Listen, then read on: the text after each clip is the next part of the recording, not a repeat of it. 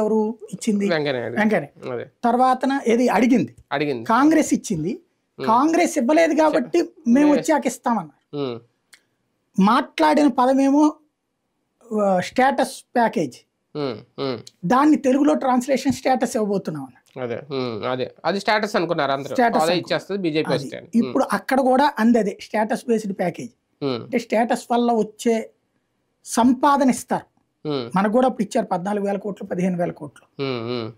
Status ద్వారా నీకు లబ్ధి పొందేటటువంటి ప్రయోజనం ఇస్తామంటున్నాడు. కానీ ట్యాక్స్ ఎగ్జామ్షన్ దగ్గరే సమస్య వస్తుంది.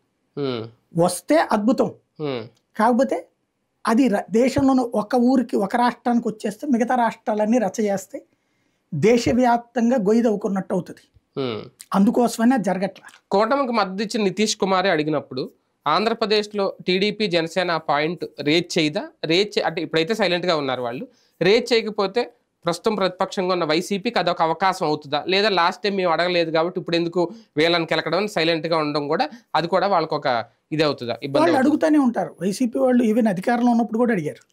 వాళ్ళు ఏం అడిగారు? మేము వెళ్ళి అడిగొచ్చాం, లేఖ రాసామని చెప్పాడు. ఎంత ఉంటుంది, అంతకు మించి ఏం చేస్తారు?